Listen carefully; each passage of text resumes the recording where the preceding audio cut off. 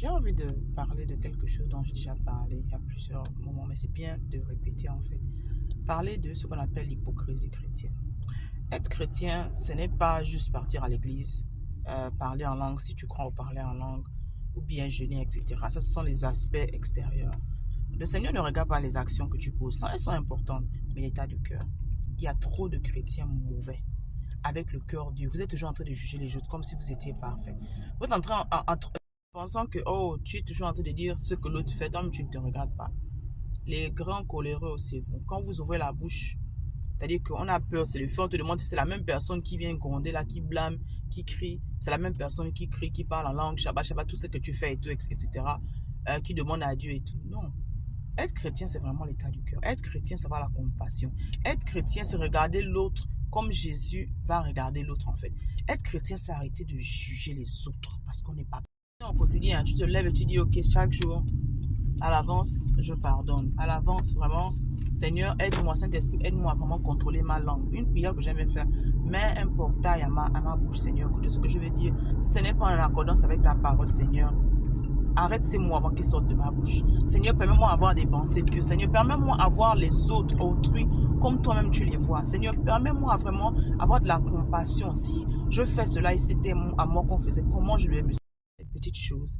Non seulement les petites choses, mais également l'intention du cœur lorsque tu le fais. Tu le fais pour honorer avoir la conscience tranquille, ou tu le fais parce que tu fais vraiment en tant que chrétien, c'est-à-dire qu'avec le cœur, avec amour, comme je viens de le dire, ou tu le fais parce que tu t'attends à ce qu'on vienne te féliciter, à ce qu'on vienne, oh Jésus, bravo, hein, tu as fait un check. Non, non, non, non, non. Parce que c'est ce que tu fais dans le noir que personne ne voit, que le Seigneur voit en fait. Parce que tes intentions sont différentes. Il n'y a pas de caméra, il n'y a pas de vidéo, il n'y a pas quelqu'un pour te regarder en fait. Surtout, je dirais à la femme, parce que la femme garde beaucoup dans son cœur. La femme garde beaucoup. Et je compare toujours la femme à une éponge qu'on ne lave pas, une éponge qu'on ne sanitise pas, une éponge dans laquelle on ne met pas le vinaigre. On lave la vaisselle, on lave la vaisselle et on met ça toujours à côté. À un moment, l'éponge sent en fait. Et c'est l'âme de beaucoup, beaucoup de femmes, malheureusement. Avec les blessures, avec tout ce qu'il y a en fait. Tu as du mal à pardonner, tu as du mal à oublier. Tous les jours, tu te lèves, tu continues de rappeler l'erreur que l'autre a commise, over and over. C'est sûr en fait, parce que quand tu arrives en fait tu arrives à ce degré de spiritualité, parce qu'il ne s'agit pas de la religion, il s'agit de la relation en fait. Il faut arriver à un moment où tu es plus spirituel d'accord que religieux, où tu t'assois et tu regardes l'autre. C'est-à-dire quand on dit de l'abondance du cœur, la bouche parle. C'est-à-dire que ce qui sort de ta bouche, surtout quand tu es énervé, d'accord, quand tu n'as pas encore atteint cette maîtrise-là, ça veut dire vraiment ce qui est à l'intérieur de ton cœur en fait. C'est-à-dire que ton cœur a mal, ton cœur fait mal, ton cœur en fait est encore blessé. Une chose en mission. Quand tu sais que tu es en colère contre quelqu'un, quand tu sais que tu es vraiment fâché, ce n'est pas le moment d'ouvrir ta bouche.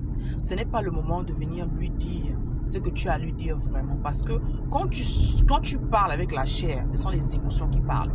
Et quand tu es encore énervé et tu vas t'exprimer, même si tu as raison en fait, tu parais dans la parole, dit celui qui parle plus, etc., paraît comme un fou en fait. La personne va te regarder, va dire, ok, est-ce que vraiment ce que j'ai fait et dit, c'est vraiment à ce degré-là? Parce que avant de parler, en fait, avant de parler, calme-toi. Tu es en colère, tu as reçu quelque chose, tu as vu quelque chose, d'accord, qui ne te plaît pas. Calme-toi d'abord. Lorsque tu te calmes, on dit bien que celui qui est fou, qui est calme, il paraît plus sage, d'accord, que le sage lorsqu'il est énervé. Tu te calmes. Quand tu te calmes, il y a le moment, en fait, de faire descendre ses émotions. Il y a l'adrénaline qui descend. Et lorsque tu vas ouvrir la bouche, lorsque tu es calme, les paroles qui sortiront de toi seront même plus sages que quelqu'un sage qui parle alors qu'il est énervé. D'accord. Samedi, nous avons la conférence. Je reprends ma couronne. Venez, inscrivez-vous, inscrivez vos soeurs, vos amis.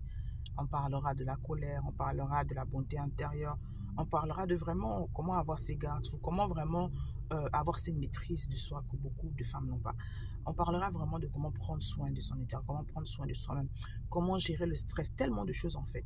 Que tu sois maman encore ou non, il y a des astuces que je te donnerai au quotidien en fait justement pour dealer avec cette colère-là.